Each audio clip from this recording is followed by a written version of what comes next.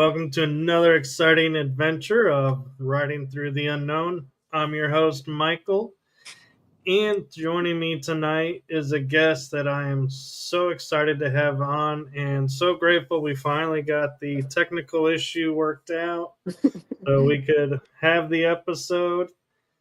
And her bio has so much in it, I could not even begin to explain all that she does. So I'm going to hand it over to my amazing guest to give a little bit of her background. The one, the only, gifted, amazing Melissa Divinity. That was such a good introduction. Thank you. Well, let's see a little bit about me. I am really into holistic healing because I had to focus on healing myself, and it got me into plant medicine and just nature. And I was I was an orphan and I was left alone a lot, so I got to know the plants and the bugs, and now I work with them and mostly the plants and keep the bugs away. But yeah. That's amazing. And wow, to turn what some people might consider, being an orphan and being alone, going and reclusing, you instead took and expanded. So that's really cool. Yeah, thank you. Yeah, I got to know the earth and like the cycles of the moon, which I just see is out right now, and I started noticing patterns. And like every year I'd get sick on my birthday, and I got to do research when I got older, like what was that about? And I just got to know who I was. And I did some research on myself, like know yourself. And then the more I learned about myself, the more I could do like self healing, like subconscious reprogramming through like affirmations or just positive self talk. And then detoxing the poisons and toxins because I didn't feel that great. And so when I started detoxing myself, I started feeling better. And the more plant remedies I took, like nature teas, and the research I did with like wild weeds and trees and their medicinal nutritious factors, and I just incorporated in my life. And it's nurturing to the body, and you don't need as much food.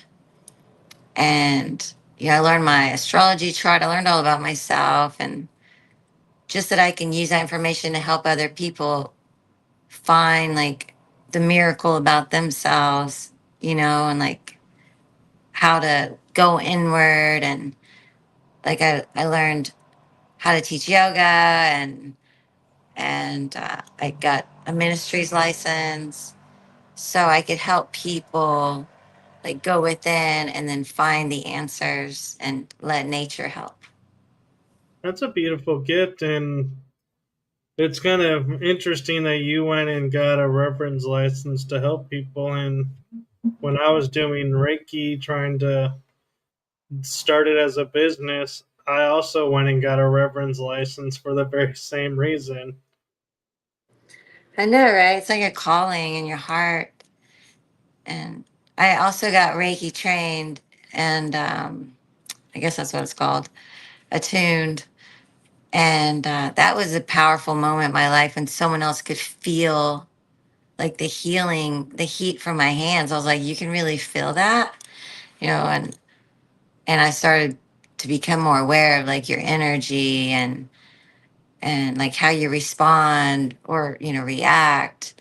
And like it's healings in every aspect of your life, like detoxing, like your environment or your friends or your habits or your food. Like there's so much to align to. And then that led to awareness of the chakras. And I found the chakras in the birth chart. And then I was raised like Baptist, Pentecost and holiness. So I was raised Christian, and and then I got to experience some Catholic and Judaism, and then I got into spirituality, and it's and then that led me to syncretism, and then syncretism I learned astrology. So when I was learning about astrology, I found the chakras, which are the seven seals. So I saw the synchronicity with the religion and the spirituality, like astrology, and the virtues open up the portals of the chakras. So the seven deadly sins close them and lead you to the grave, and the seven living virtues open them and basically lead you to heaven, which is the head, which is your thoughts. But we're here to manifest heaven on earth through the heart, which is the earth. We're earthlings, like we're heart beings. That that's a beautiful notion. And one thing you mentioned a little bit of, and I had it as well, and I never thought about it, but I got curious about it. It's like you said, when you're doing healing, the hands warm up and get hot. But I've often wondered, why is it just the hands? Because we're bringing energy through us as a conduit, but only the hands seem to be affected by it. That's a good question. I have a Reiki master I could, refer you to, like Daryl Sprout. And my other Reiki master is not here any longer, but maybe it's because the hands come from like the heart, they come from that area. And I can feel them already getting hot. But yeah, I think it's because of the heart, like the heat from the heart, like the fire in the heart. And I think that translates to the hands and your intention, to heal. It's like God's will works through you. Like energy is, you know, like electric. So it's creative. And so this energy works through you because you have an intention through your heart to heal, and that's God's will. And so it must be because the hands are monos, which is manifest. So they're here to manifest God's will. That sounds good to me. Yeah, but I can ask my Reiki master that I learned from. Well, because the reason I asked your thoughts on it is I was taught you're channeling the energy through, so you're bringing it in through your receiving hand, the energy, transmitting it out through your sending hand. And so I was like, well, if all this energy is going in through me and out the other hand, Mm. why doesn't the body react? And so that's where that question came from. Yeah, well, we can ask Daryl. He teaches ZPI, which is another form. It's Reiki, but he's also extended it, and it's 0 point integration. So energy work, but he's amazing. Yeah. Corey, a friend of mine, says it reminds me of a lightning rod. Our feet are the earth ground, the hands are the exit point. I haven't studied, but just a theory. Sounds like a good theory to me. Yeah, they tell you to ground. Imagine grounding when they first teach you Reiki. They tell you to imagine your roots, your feet have roots, and then that the roots go down deep into the earth's heart, and you pull energy up from that, and you pull energy from the sun into your crown and into your heart, and then those two meet at the heart, and then they go out into your hands. Is how I was taught. Okay, yeah, that makes total sense. And it just brought another question into my mind is, you talk about astrology, and I know the stars have an effect on us, whether we want to believe it or not. But I was thinking as we were talking about this, going, some people are more attuned to healing than others. Is that from the stars and the effect of astrology on them, that they're that people who have more natural healing are born in the healing house? Or I'm not really an astrologist, so I'm guessing here. Right, right. I hear you. You know, we have every zodiac in our star chart, um, and then the planets are placed in the houses in the zodiac. So you have a little bit of each energy. You know, fire, earth, air, water, and ether. But yeah, it's mostly about your life experience and what you attain from it and how you process it. And you know, do you heal yourself and then do you heal others? And I think everyone has that chiron placement, which is the wounded healer. And so we all go through some form of wound, and then it's up to you and your journey. Do you use that information to heal yourself, and then, you know, from that wound, and then do you share it to help others? And some are called to help others and some aren't. Like, you know, I think it's probably everyone is called to help someone in some way because we're connected through the heart. But if you're aware of that or not.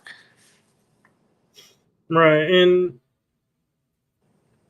I'm I like how you're bringing up healing yourself, because that is such a new topic that always it surprises me how we have forgotten that, because the original Greek foundation of medicine was physician heal thyself.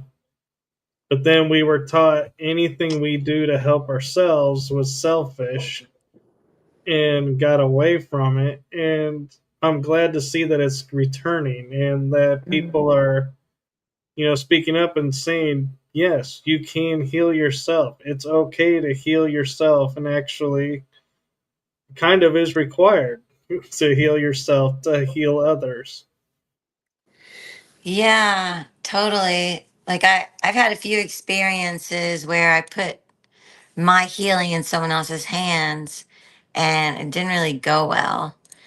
And I had to go through my own, you know, process or shadow work, dark night of the soul, like take real responsibility for myself. Like where was I, and and how did I get there? And how do I get out in my best interest and everyone else's best interest also? Like do no harm.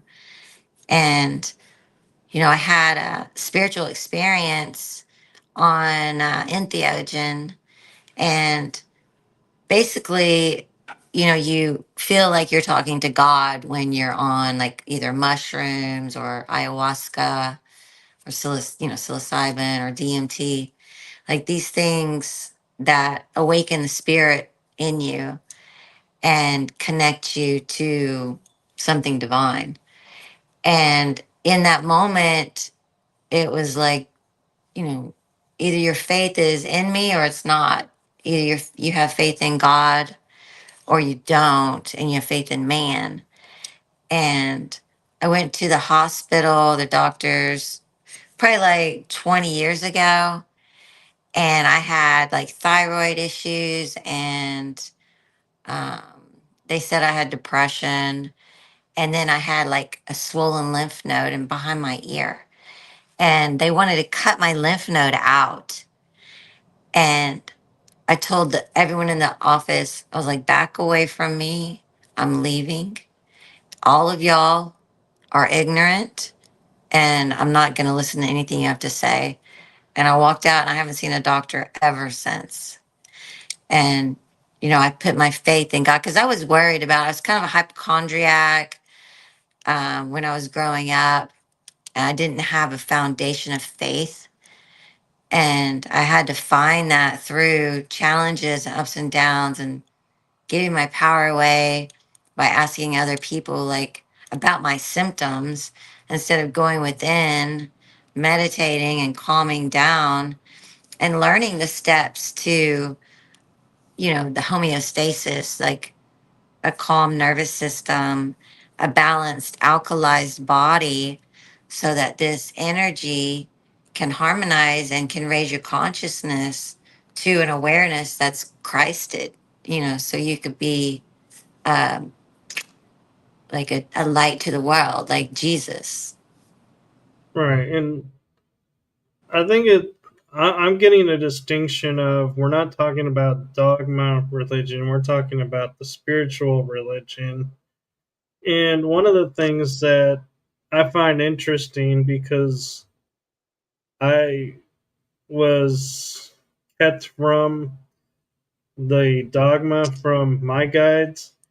And one of the things that is interesting that I always hear everybody saying from religiosity is God has put in front of us everything we can handle.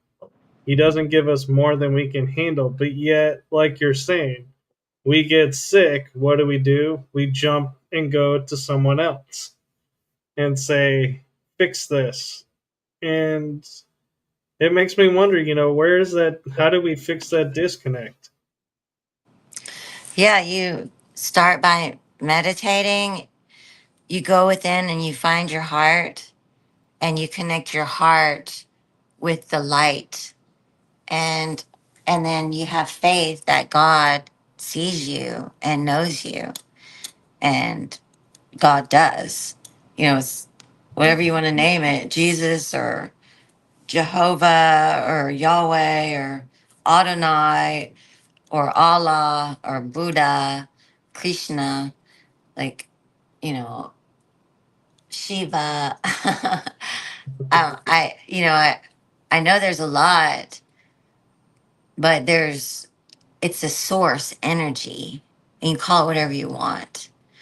Um, but it connects us all, and it's inside of us all, and it's life force energy. And so there is order, you know, but it's not like an old man in the sky. It's a light, it's a love, it's, you know, It's an your energy. will. Yeah, it's energy to love someone and like see them and give them love from your heart, like compassion, like a child. Like, I see you at your best. You're so handsome. You're so healthy. You're so wealthy. You're the best you've ever been. And when you see the other like that, they become that. And we've lost that magic in society. We've judged and belittled and degraded and greed and lust and all these things that blind the spiritual eye of unity and harmony, integrity. Like, the commandments are there for your own best interest to keep you from fighting from your with your neighbor. Like, don't steal, don't lie, don't cheat, don't want, it's not like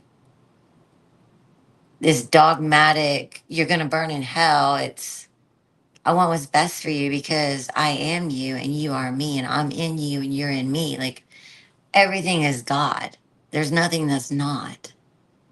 Right. In metaphysics, we call it the mirror principle, Mm. where what you see in someone else is what you see in yourself. And so, if you, like you're saying, if you see a person of light and positive and all these complementary aspects, you're seeing that in yourself. However, the double edged sword is if you see something you don't like in someone, you're seeing what you don't like in yourself. And it's an opportunity to work on that. But Right. people don't like that part. They they don't they want to accept the positives, but be like, nope, none of that negative stuff. Nope, nope, nope. Yeah, it's hard to face the shadow, but that's the yin yang. you bring the light into the dark. And so the dark was first, dielectricity, right? And so stillness, darkness, blackness, and then the movement, magnetism, caused the light. And that is what creates electricity. Red shift, blue shift, right? And then that creates the rainbow, and that creates the human. And so it's about bringing the light into the dark instead of like what blocks the chakras, the rainbow child, is like shame and guilt and fear, right? Those are the lower chakras, red, orange, and yellow, the color of hellfire. And hell is the heel. And so, and that's Sodom and Gomorrah, that's Egypt. Like we've raised out of Egypt, right? We've come up into the heartland, into the earth, right? The heart. And so heaven is the head. And when we connect the head with the heart, we manifest with the hands, we create heaven on earth like like we're here to do. Like it's for our own good. It's for your good and my good. It's for everyone's good at the same time. Like that should be the agenda. Right, and I'm curious if this is because in your bio you mentioned something that I was like I had to read it 3 times to make sure I was reading it right because I've never seen it this way. But is this what led all this awareness and everything to your intuitive healing that you do? Yeah. Yeah. Well, I read your birth chart, and I don't have to read your birth chart, but I prefer to read it. And then I can see your chakras and what opens them and closes them, and how you're stimulated to be in alignment with your higher self. And plants, I can see what plants will help you, either herbs or different teas or remedies. And then I guide you on like a spiritual detox, like a spiritual bath, affirmations or prayers or mantras. um we can customize your healing, and it doesn't have to be according to your birth chart, but it's a lot of fun to use your birth chart. Well, that sounds like a better system than what we have, where you walk into an office and someone takes one look at you, judges you, and says, "This is what's wrong with you," before even running any tests or getting any information. And it's, to me, I feel like that's a detriment, and also why in the medical field everybody has to be held to one standard when no one is like anyone else. So how does that standard even apply? Right. Yeah. And they're not meeting like certain criteria. Like, did you ground? Did you take some deep breaths? Did you get the sun on your face? Like, before you're sick, like, do a few things that help the body regenerate and rejuvenate. You know, take a bath, take a salt bath, you know, get a massage, do acupuncture or acupressure, you know, go take a walk in the forest and ground yourself. Do things like meditation and yoga and deep breathing and imagination work. When you use your imagination and just in your meditation state, claim total health, align with, say, I am totally healthy. I am total health, and radiant health flows through me and out to others, you know, and those affirmations eventually become you, just like your food or your words or your thoughts. Everything's evolution, and it's not necessary to judge yourself negatively whenever you do things that are not your highest, best, or action or thoughts or words or whatever. Like, we all make mistakes, and that's the shadow work. You're like, you forgive yourself, you reword it however you have to go back to heal it so that the pain isn't triggered, so that you react, that you can respond with maturity for the situation so no one gets hurt, everyone gets resolution in a loving manner because the other is you. Right, and I think one of the great examples of that, actually, in the medical field, and I don't know why they don't focus on that, was, if you remember, I don't, I'm not quite sure if it was the influenza or Spanish influenza, but they were all kept in these dark rooms and none of the medicine was working. And one of the patients walked outside, got exposed to the sun, and started feeling better. And they figured out, oh, the cure for the influenza is sunlight. And Mhm. everybody's beds were taken outside and laid outside, and everybody got better. And it's like, wait a minute, if the sun could heal influenza, why are we taking chemicals to heal other stuff and not utilizing sun and other natural remedies? Yeah, breath work, like water with lemon, like aloe or cactus juice. Like there's a bunch of natural remedies like nettle tea and sea moss and shilajit. You know, pine pollen is free. Like pine needle tea is free. It's full of vitamin C. Dandelions are everywhere. Purify your liver. You can eat them. You can make a tea with them. You can make a tincture. You can make a wine with them. Like you can make candy with it.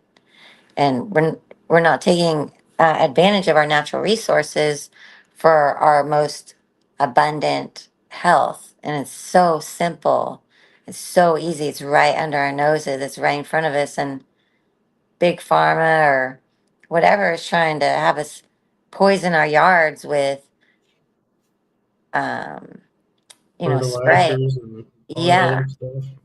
Yeah. And that's leaking into the water and that's getting into everything, including breast milk. It's like the nonsense has to stop. We have to stop the murderous, delusion of let's poison the water or let's poison the ground and act like it's not going to get in our drinking water.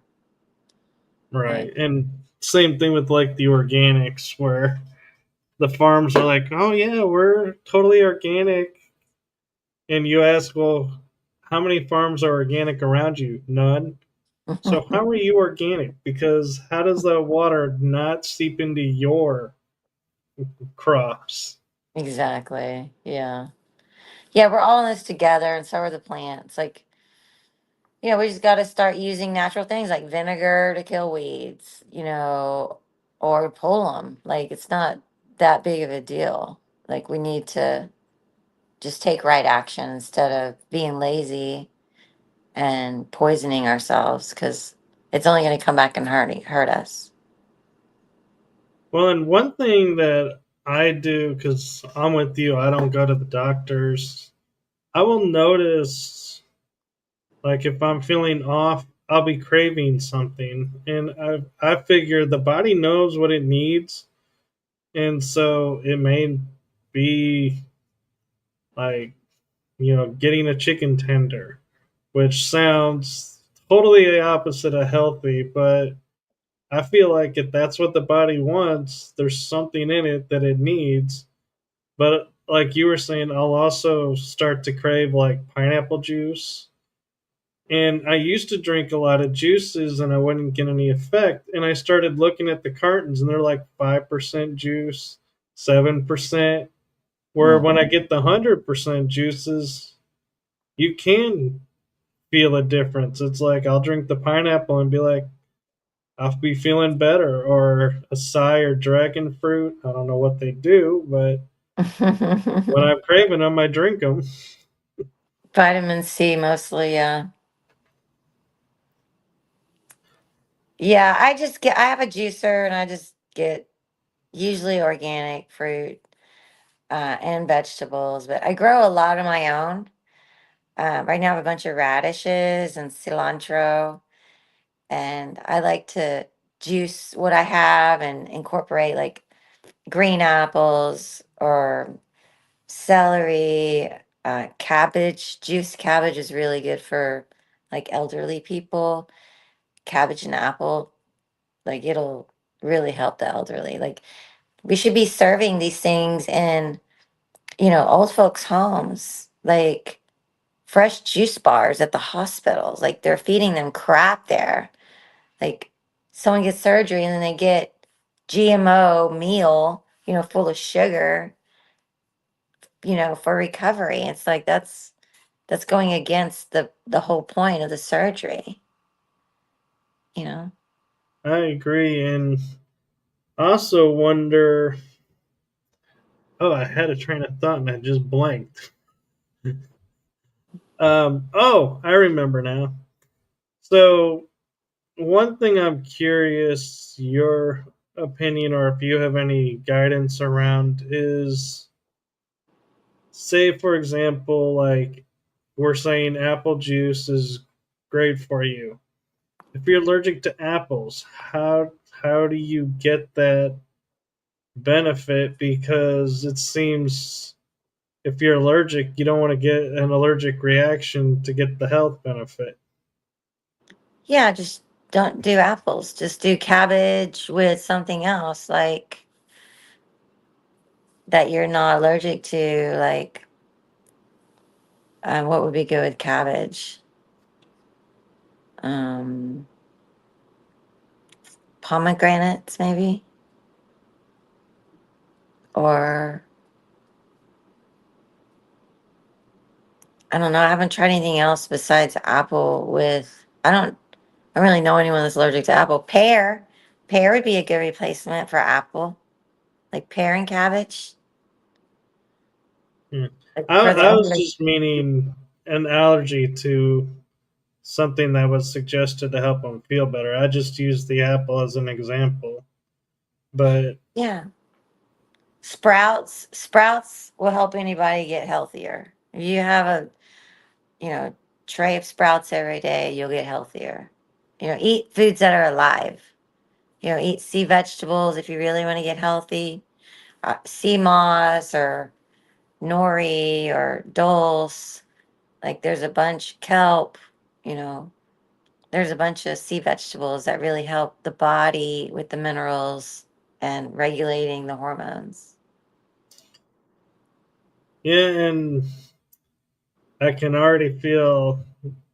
I know this is from my experience and probably others too. Is why is it that all the stuff that's really healthy for you, that's beneficial, tastes like crap? Well, you don't know how to prepare it. If you're going to make like a nature tea, like nettle, you could do like a licorice root, which is a natural sweetener. It doesn't taste like licorice, it tastes like sugar water. So you just got to know how to do it. Like what is your goal? You know? Okay, yeah, because I'm like thought of kale. Nope, it's flavorless to me, bitter. I'm like, nope, don't want to go there. Well, your body might not need it. It might not go well with your body. But if you had my kale, you would love it, you know.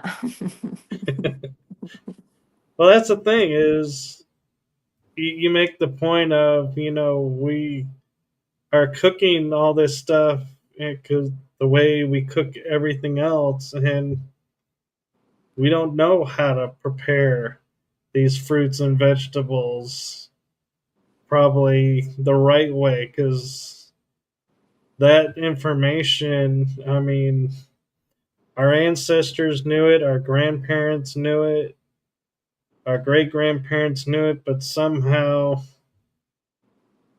modern convenience, I guess, came in and that information got tossed to the side. Yeah, well, it's coming back, but mostly you just want to stay away from sugar and use alternative sugars like stevia or licorice root. There's xylitol. There's a few that are not that bad, that are made from sugar alcohol. Like I think xylitol, and there's one more, but I like stevia, and I use maple syrup. I use honey, like raw honey, and licorice root. When you So, when you talk about using honey, do you use locally sourced or just any honey you can get your hands on? oh no, I just use local raw honey. Like I'll find someone around me that has bees, and I'll get honey from them. Yeah, because that always interested me in how honey is like the cure to any allergy around or almost any sickness, and it surprises me because it's on the shelves, but people just don't think about it. Yeah, the ones on the shelf I would be suspicious of, but definitely find a real honey aviary and get some real honey and, raw. And it's very beneficial. Like if you have a cold, you can mix it with onion, and, it's a great cough syrup, or even onion soup, and just put a little honey in there. And, it's a preventative from like colds and stuff. I wonder if it would taste good with chicken noodle soup. Onion soup. No, the honey. Yeah, I'm sure it would be good with that. Just you don't want to boil honey because apparently it turns toxic. Not everybody believes that's true. But I wouldn't boil honey. Like, don't boil it. The only time I've ever heard of anyone boiling honey in my experience was because it crystallized and the hot water breaks down the crystals and turns it back into the syrup. Mm-hmm. Yeah, you can put it in hot water, but don't boil it. But some people put it in like dishes where they bake it, and then that's boiling it, or they add it to their tea when the tea's still like boiling hot. Like let it cool down a little bit, and don't. Okay, Yeah. that makes more sense because I was like, wait, then how do you decrystallize the honey? Yeah, it's just warm water is fine.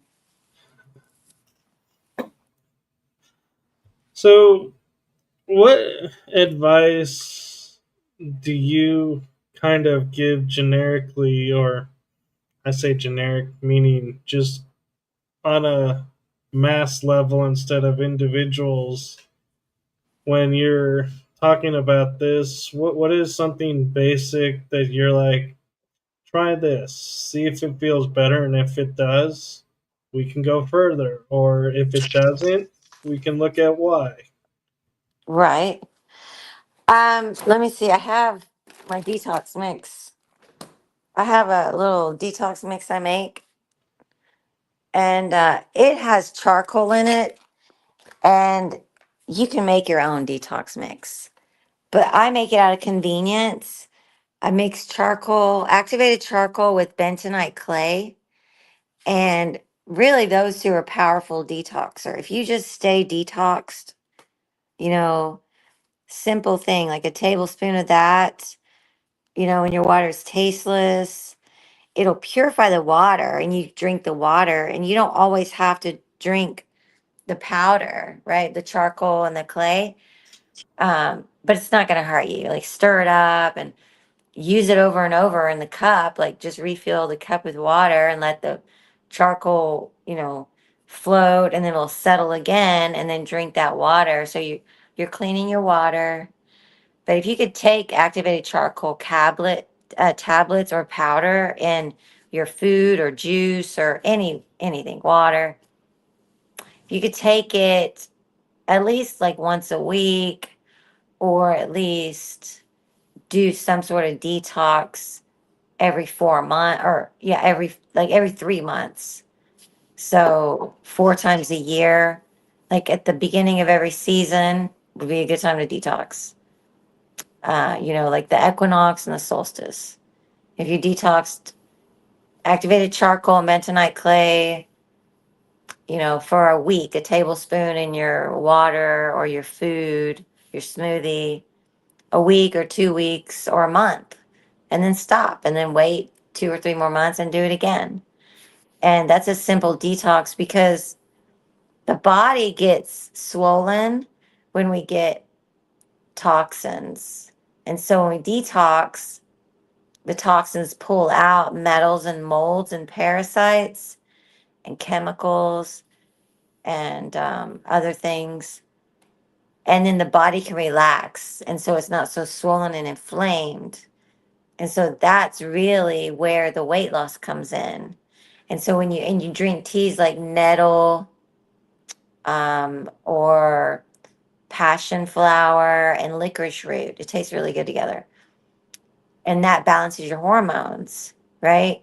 And you take pine pollen to get some extra testosterone and stuff like that if you're trying to lose weight. But mostly just detoxing is really all you need to do. Even if you took a tablespoon a day, it was not going to hurt you. Pull out metals and molds and parasites. Because I also have food grade diatomaceous earth and magnesium powder in my detox mix. Because you need magnesium to detox. And the food grade diatomaceous earth is just shredded fossils. So it shreds parasites that are potentially in your gut. Yeah, I find it interesting, and I like how your method is do it for a week or a month, take time off, revisit it, take time off, because a lot of the cleanses and detoxes that I've looked at are like, this is a constant thing. And I'm like, I'm not wanting to do this as a, you know, every day for the rest of my life kind of thing. And so that turns me off. And so the thought of doing it like a 1 week and then a few months later, another week, maybe, feel better, go to 2 weeks and Right. then take 2, 3 months off. That idea to me sounds a lot more doable and less restrictive and less like I have to kind of mentality. Mm-hmm. Because I think that's where a lot of people don't detox is because they don't like the program because it's like, yeah, they make you turn your entire life upside down and it doesn't even work. And you're like, what was the point? Yeah, this is slow and effective. So you'll notice a difference and you'll want to go the whole month probably and then take a month off because you'll lose, if you do it every day for 6 months, you'll lose, 60 pounds. Like you'll lose about 10 pounds a month. And that's if you're taking, you know, I don't know, a tablespoon every day, right? I had a client that was taking a tablespoon every day. After 6 months, he lost 60 pounds. And, I had him taking the detox mix and a few other things like pine powder, I think he took, and just things for men to help raise his testosterone. So I made it tasteless, but his tasted. And he went through it because, like you said, everything tastes bad. So I made my detox tasteless and there's no real side effects. If you're having like problems with your liver and like you have a lot of skin breakouts, then you wouldn't really want to swallow the charcoal or the clay. You would just use it to clean your water, right? So you start slow because if your liver's already backed up, you don't want to make it struggle more, right? So you start slow and do some nettle teas, it's dandelion teas, help clean your liver, and use the activated charcoal you mix to clean your water. And so it'll clean your water, it'll settle at the bottom of the glass, and then just drink it. And then the next glass of water, pour in there and use the charcoal that's already in the glass. And then it'll keep it'll keep cleaning your water. Hopefully, you're already using purified water, but it'll take more impurities out. And it'll also deposit small amounts of activated charcoal and bentonite clay to help pull out metals and molds, and the food grade diatomaceous earth. So it also help pull out parasites or shred them. It's a less like dramatic detox whenever you just let it clean the water. But you'll definitely see more clarity in your mind, and you'll feel better. You'll start to become lighter. And then eventually you just take a tablespoon and put in your water and swirl it and down it.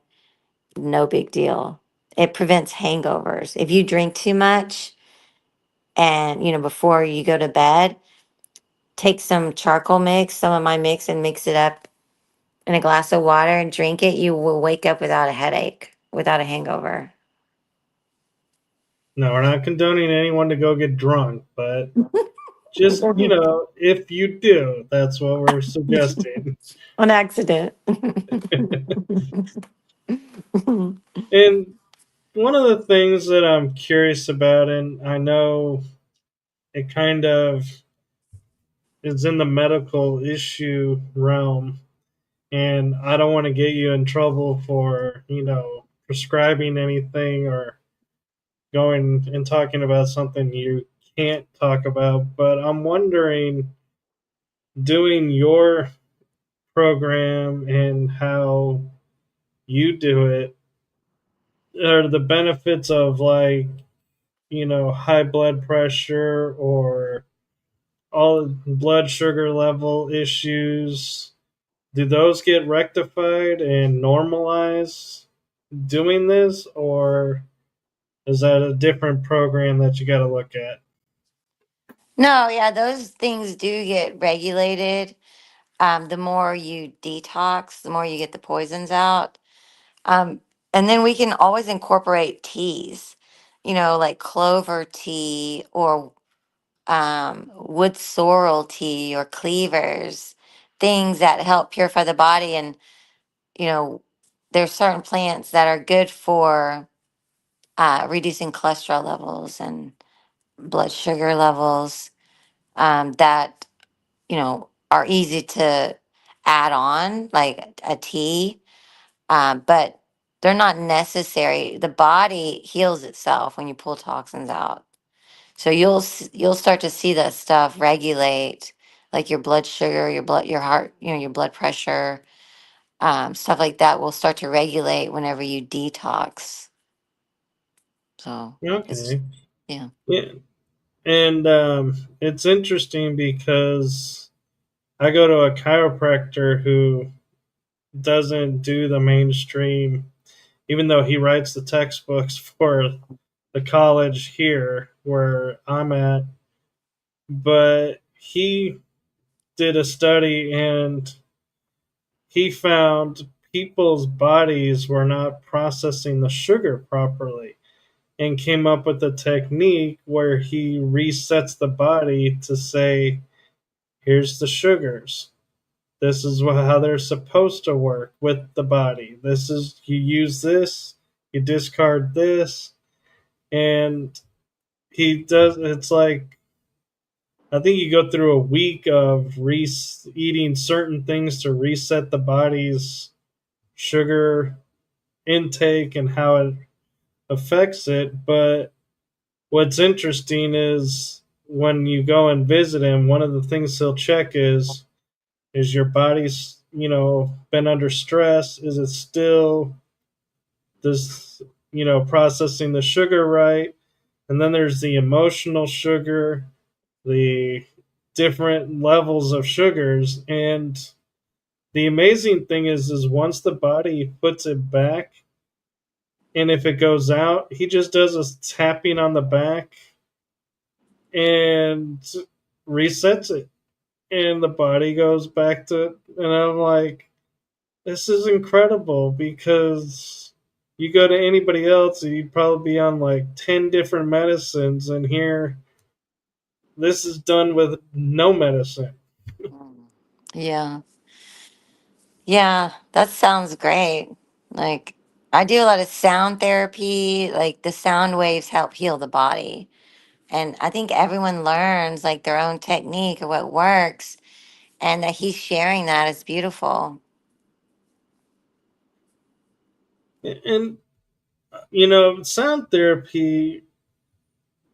There's something interesting that I think that I've noticed is you can do like say the Tibetan bowls, and metal and glass has different sounds. I get that because they're different materials, but I've noticed like you can hear the sound and it's like it's really soothing, and then you'll hit a certain point and it's like it's no longer soothing. It's like what what is going on there? Is the body like, hey, you've left the range of frequency that we wanted, and they're trying to get you to say, okay, that's enough? Or is there something in that frequency we need, but the body can't figure out how to adjust to it?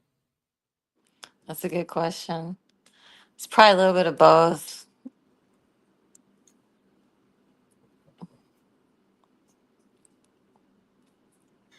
Okay, and Corey has a question for you. She says dandelion for blood pressure, right? What's the best plant for blood pressure? I think she's asking if the dandelion root or tea or something is good for blood pressure. I mean, I think it would help. It's a liver purifier, dandelion root. It might also do that. I have to look, but usually dandelion is mostly to help purify the liver. But it would probably help relax the blood pressure. Like if you're cleaning the liver, it's all connected. Like she can definitely contact me. I'm right now mostly on Facebook. You can text my number. Like, I'm not against giving you my cell phone number to text me. I know a lot of people don't do that. Um, but you could either email me at Melissa Irene Divinity at gmail.com, or find me on Facebook, Melissa Irene Divinity. And it's the profile with the red, like, bathing suit. And then, or just text me. Like, my phone number is 346-518-0140. And just text me. I won't answer a call unless I know it's you. But yeah, she's welcome to contact me and I'll help her out. Um, but I have an app and a book that is from Marcus Rothkrantz. And I do nature walks, but this is the book. It's like Free Food and Medicine. You can get it online, Marcus Rothkrantz. And he All has a right. Yeah, and he has an app, and it has not every single like edible plant guide, but he has a lot of plants in here, and it's on an app too. So I use it a lot. I can look up dandelion real fast if she wants an answer. It was for high blood pressure? You said. For blood pressure, right? Yeah. See, this is dandelion. It's a pretty good book. It has really good photos. That's pine, juniper. I made a red juniper tea today. That was pretty good. When you make stuff like that, it kind of tastes like Christmas. Like you don't really have a way to describe how it tastes. I could get behind Christmas. Yeah, like cedar stuff. I'll have to find my glasses earlier.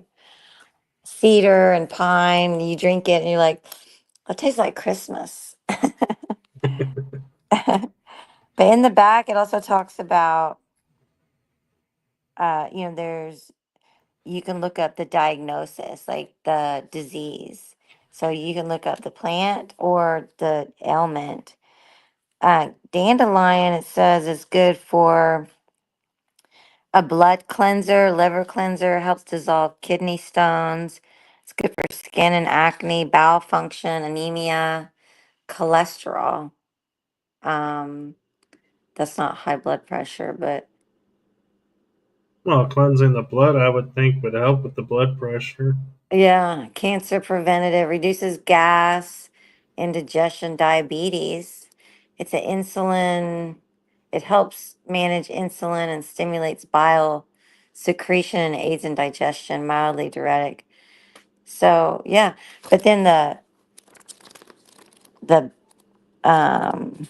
what is it called in the back, back pages, the index, you can look up the ailment is high blood pressure. Let's see.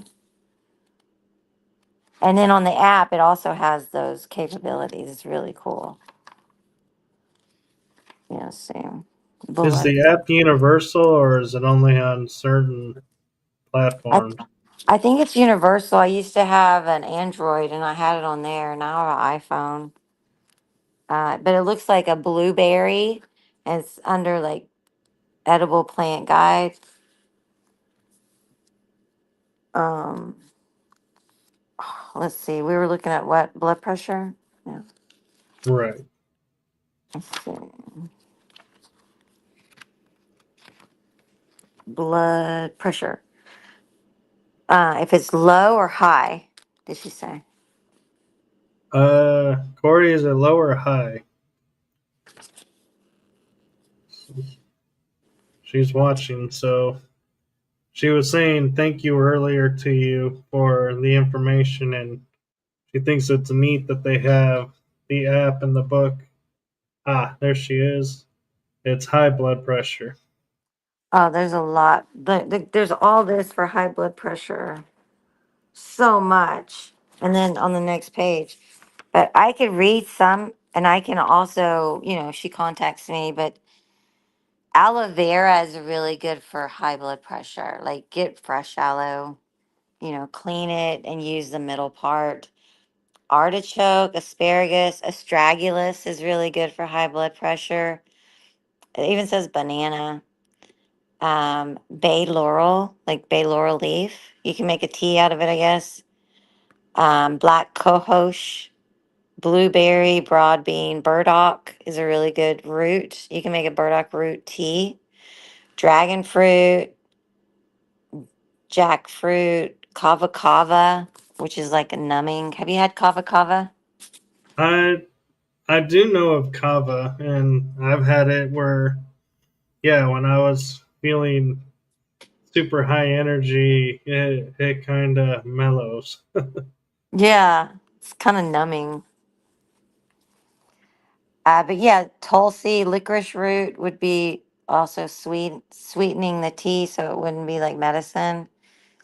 Myrrh, neem, passion flower, parsley, wheatgrass, watermelon, sunflower, Tulsi, olive leaf. That's a really good one for a lot of remedies. Olive leaf. It's amazing how in the medieval age and prior, it was use of the herbs around was like sought after. Who knew that information and would help, and then somehow it became outlawed and synthetic took over. What do you mean somehow? They persecuted, the herbalists. They killed the grandmothers that made remedies. And then the oil and gas company, promoted their products in big pharma.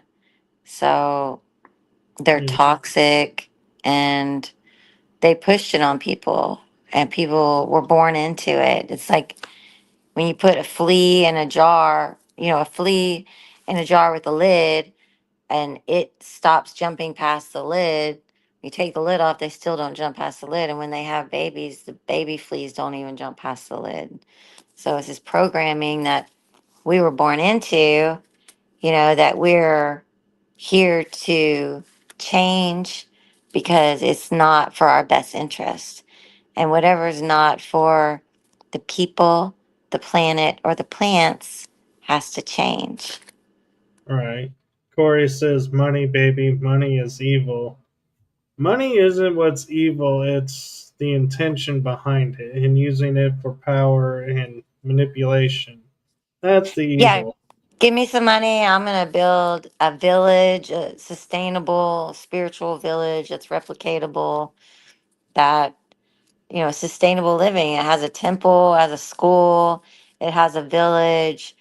It's about harmony and collaboration and forever homes. They can't take it away from you. So I was a part of this collective that, the main guy transitioned. So a lot of it dissipated, but the dream is still there. It's Goloka and it's building heaven on earth.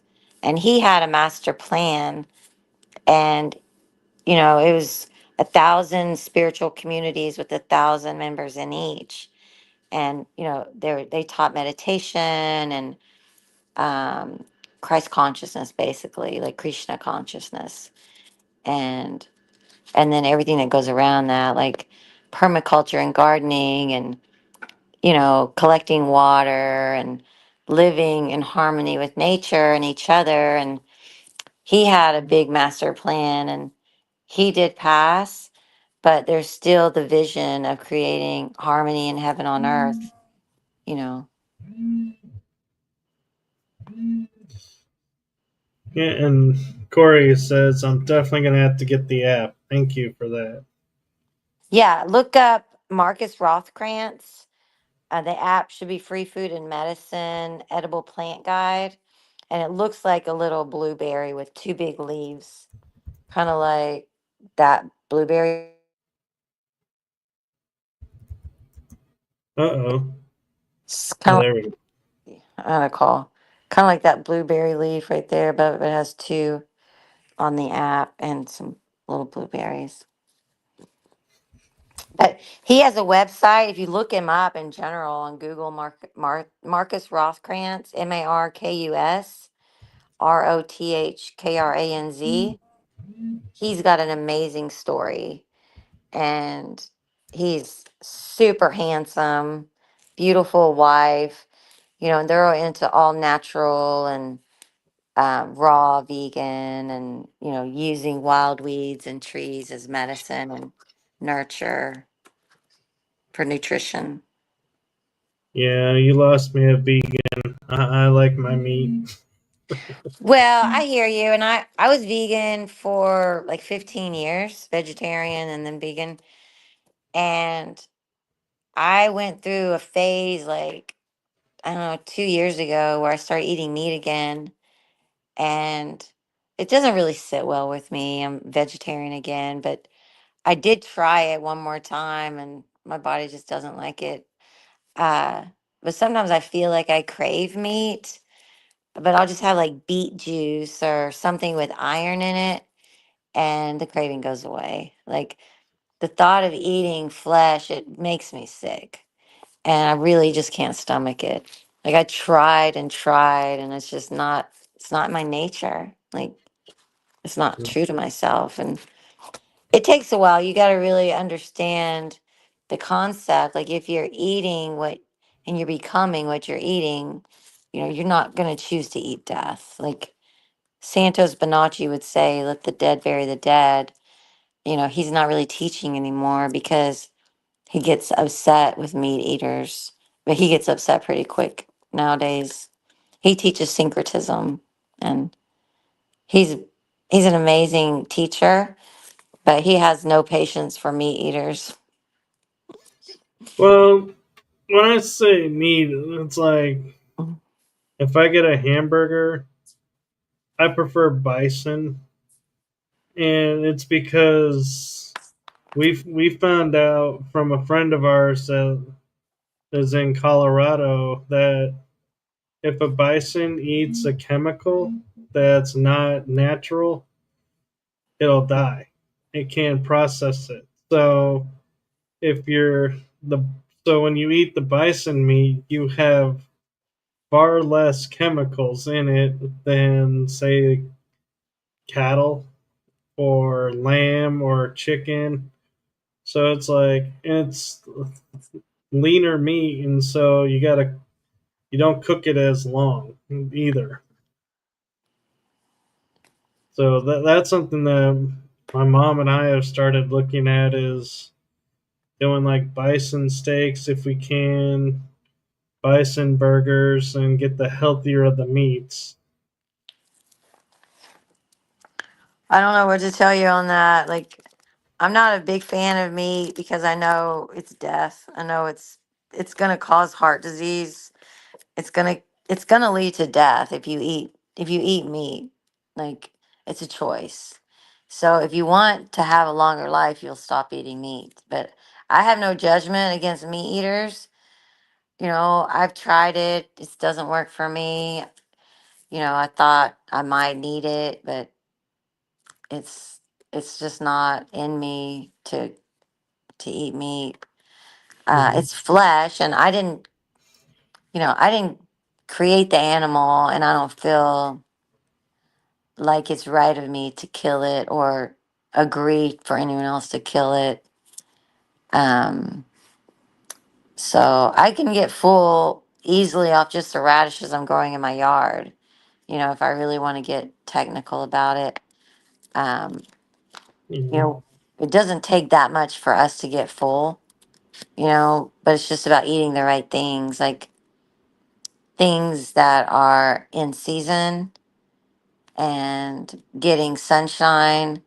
Like, if you really take care of yourself and do self care, you don't really have time to eat meat. Like, you know,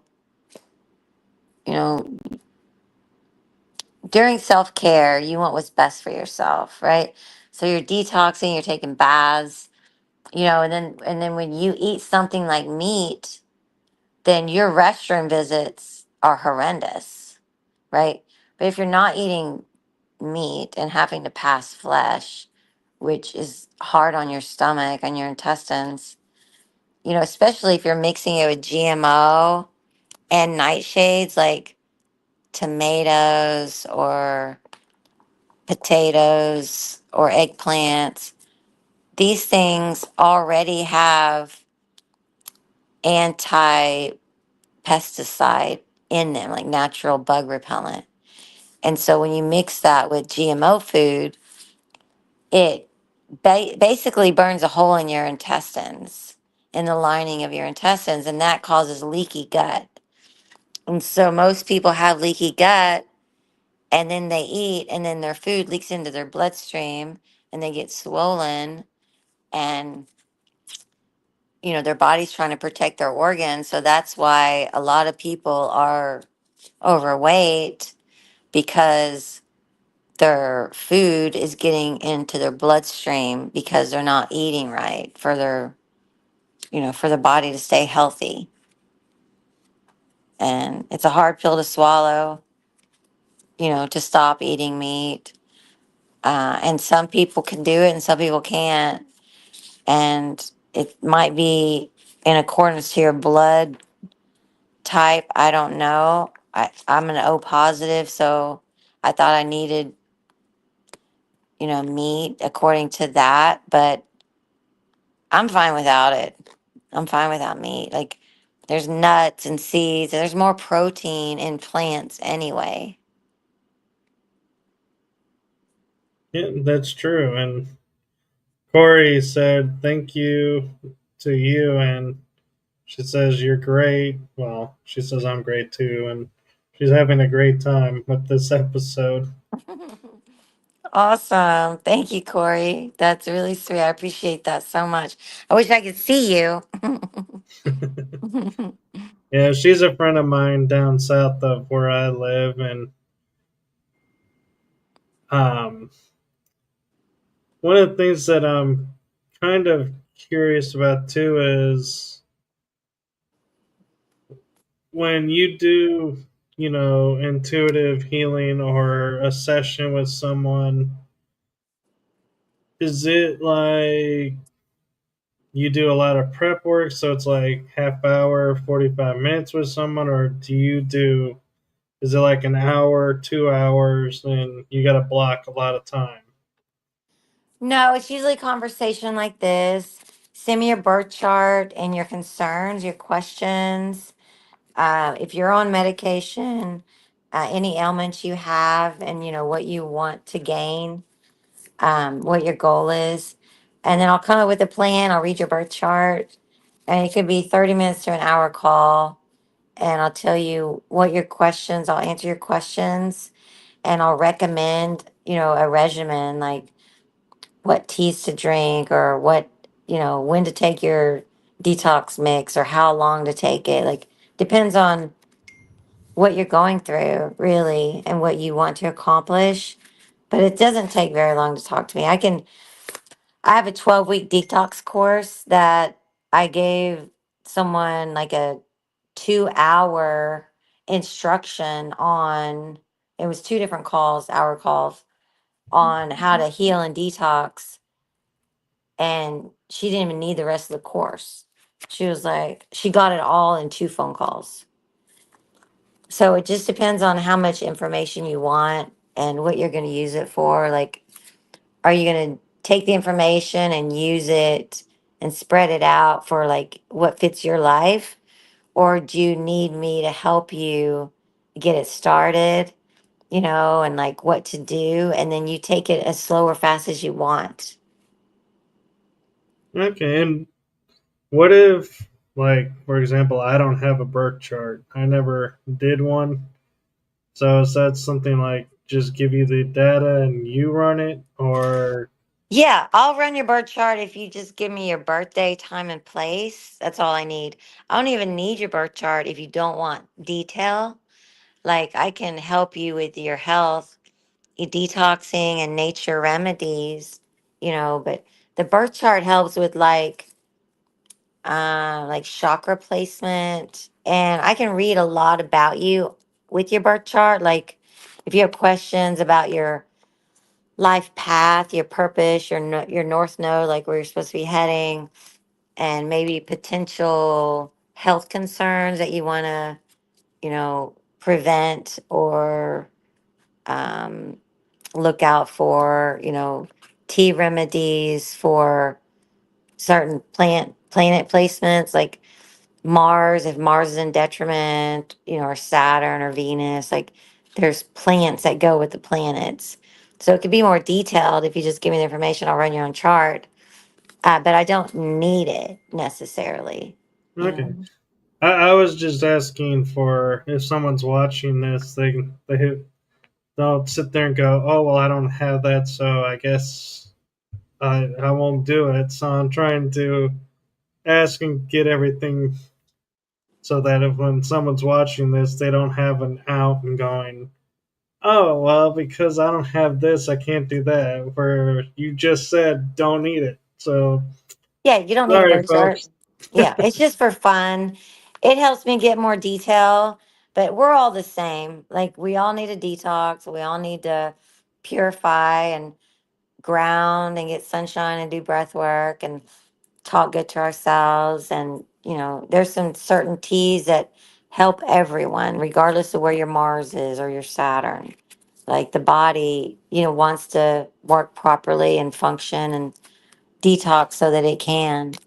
We're just trying to get the poisons out of you so you feel better, you act better, you think better. If you're feeling better, then you're kinder. And we really just want to make nicer people. Right. And one last thing that I'm curious about is I've noticed with a lot of people is the resonance of the planets, the sun, and everything. They call it the Schumann resonance. I don't know if you're familiar with it, Hmm. but they go through periods of not sleeping and then they'll sleep a lot, and or they start sleeping during the day and not sleeping as much at night. And is that part of the detox cycle where the body's trying to detox, that it's making you want to sleep more to clean stuff out, or is that just the body reacting to the energies and needing more time to recharge? I mean, it could be both, you know, like if your body's telling you to rest, rest. You know, like I've been resting a lot lately. It might be planet shift, it might be, you know, your body needs to rest to heal, or, you know, you might need a detox. Might be, what is it? The, um, you know, Wi Fi frequencies. You know, you might need some orgonite around you, or some copper or crystal grid or something. Like, I don't know, it's different for everybody. But I would do grounding and sunlight, and make sure you're taking a little bit of detox every day, even if it's just, you know, a spoonful of charcoal, or at least once a week, like to help pull out the metals that we're being bombarded with, like the nanotech. You're right. Like they're spraying in the soil. So when you take things like activated charcoal regularly, even if it's once a week, it helps pull the toxins out. So if you're dysregulated, then it's probably a toxin. It might be hormonal, like you might need hormone balance. Um, Taking teas that are relaxing at night and energetic in the morning, like um, what is this tea up here? Like dandelion root tastes like coffee. Yerba mate, that's the one. If you make yerba mate tea, like teas that are igniting and energizing in the morning, and then get your circadian rhythms down by getting sunshine on your forehead in the sunrise in the morning, and grounding, and doing, you know, your grace time, your prayer time, your meditation time, your gratitude time in the morning, you know, grateful for the day and for the light, like get into a routine where you're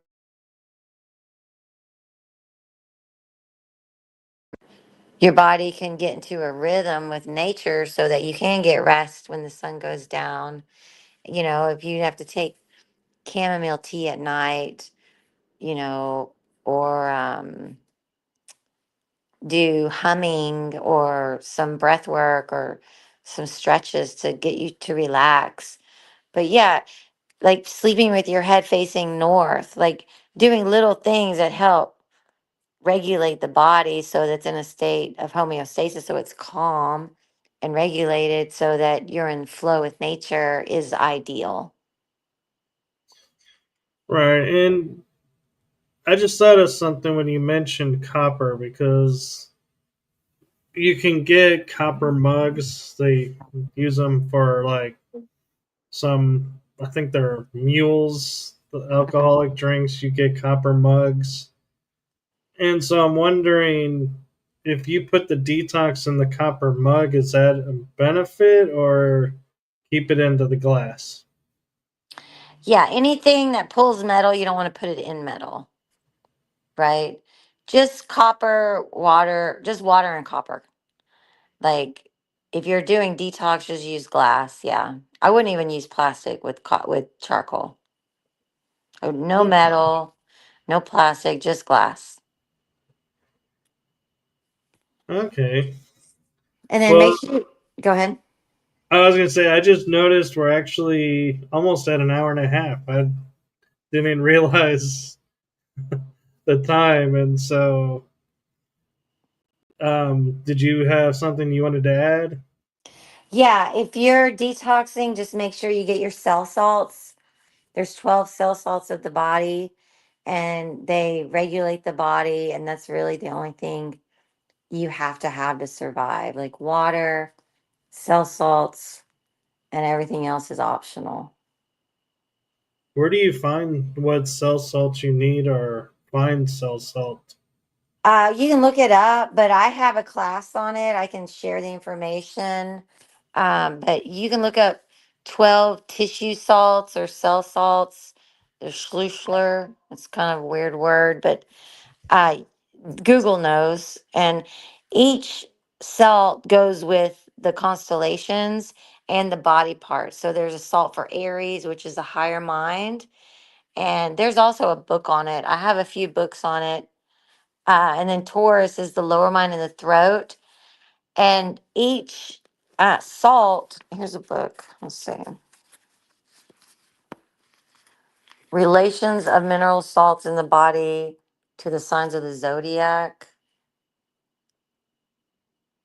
by George Carey. Okay. So Yeah. you're not taking all 12 salts, you're taking the salt that's to your zodiac. Here's the thing. So in religion, they talk about completing the cornerstone. And when you're in your mother's womb, you're getting 9 cell salts. So when you come out, you're missing 3, right?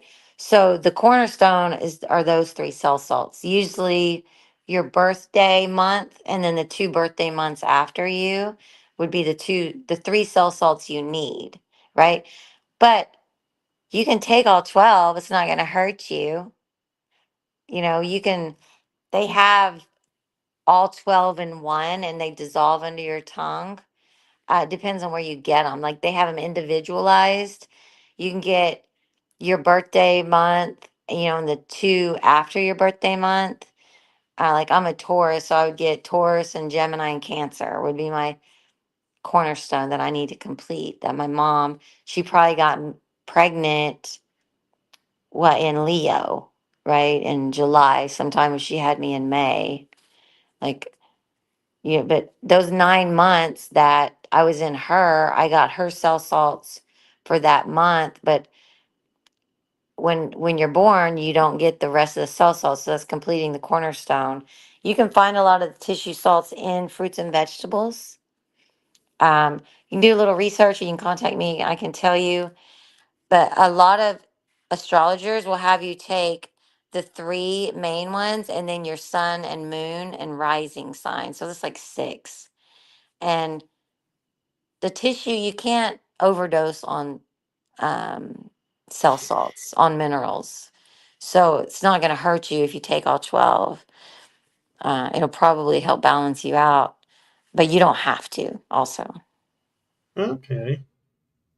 Well, But thank you for that. yeah, I would recommend taking them all. Like, especially at first, you're not gonna recognize anything happening. It's very subtle. But after like a year, you'll look back and you'll be like, okay, I see now.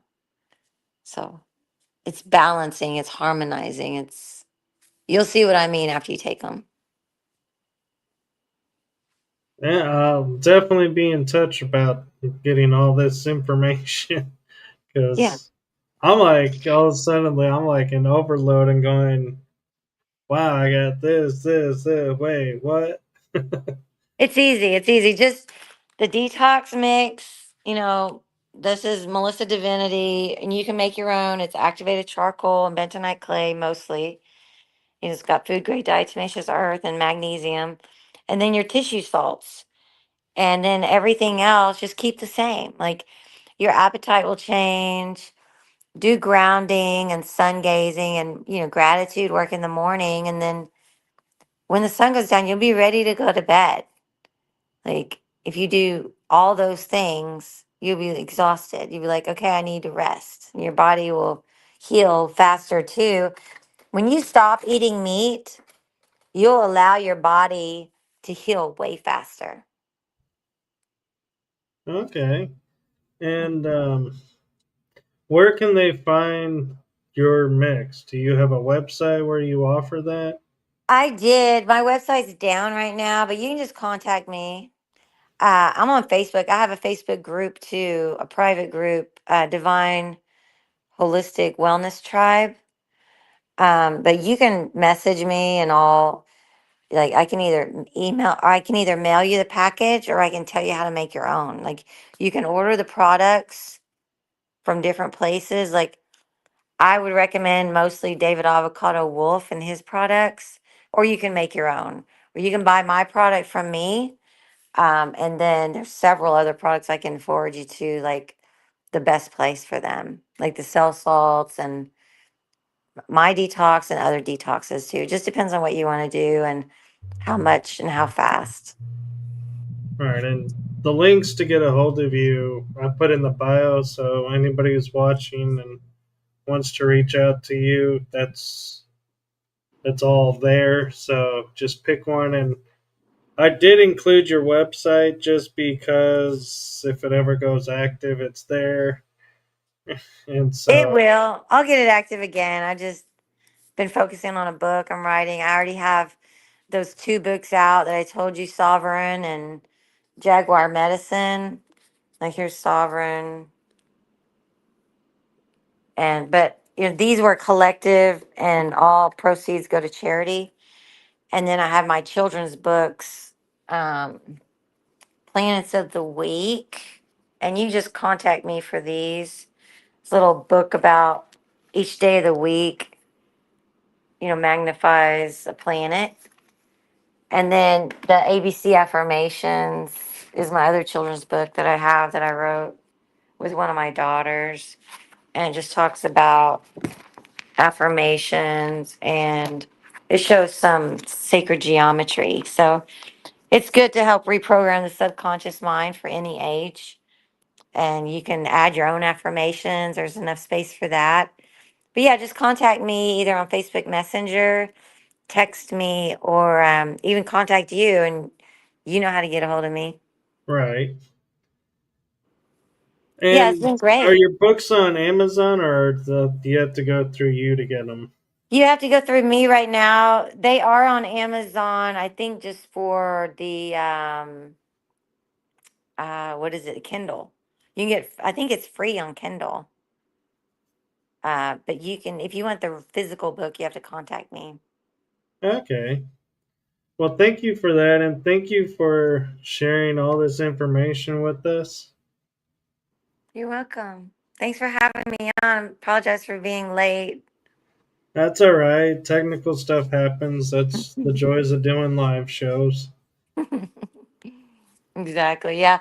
And I have like this tooth that I just got out of the dentist. So I was like, I thought our interview was tomorrow because sometimes I have dyslexia, and I like, I had you down tomorrow for 7 instead of today. It's on the 8th or the 7th at 8.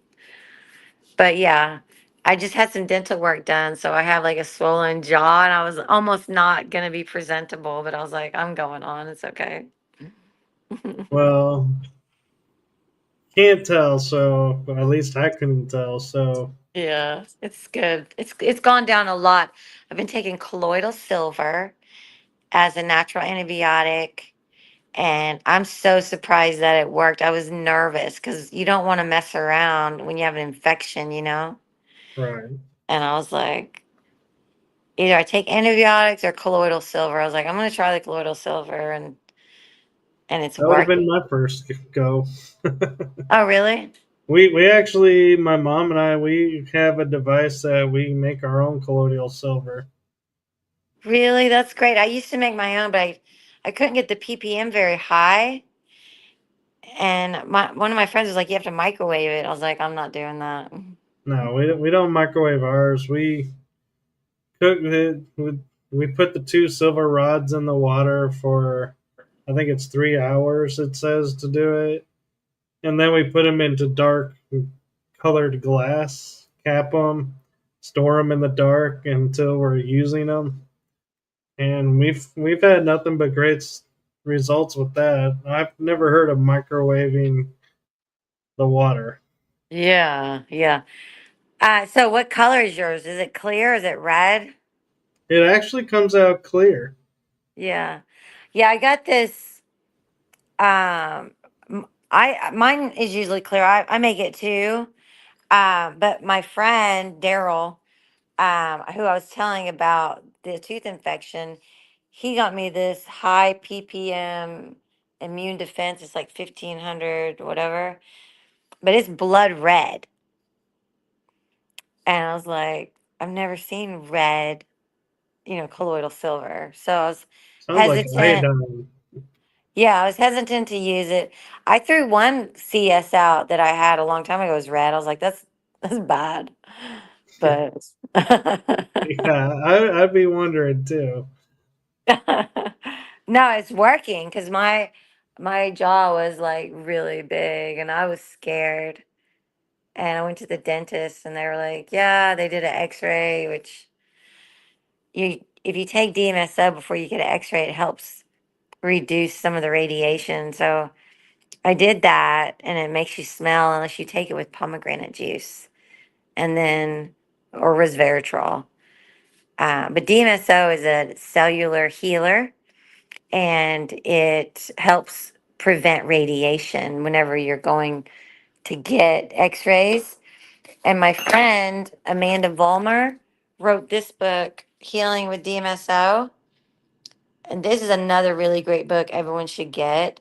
If you go to yummy.doctor, YUMMY.doctor, she has a membership program and you can contact her and learn so much through her. She's got a lot of free information on that website. And then she does have consultations that you have to jump through some hoops, like send an email to her team or something. If you want a consultation, it's like 120 for a call. So she's, you know, really effective. Get a pen and paper before you call her because she talks really fast and you got like 15 minutes with her. Okay. Well, oh, Corey's asking you if DMSO would help prevent sunburn. Hmm. Hmm. No, definitely not. Uh, prevent sunburn?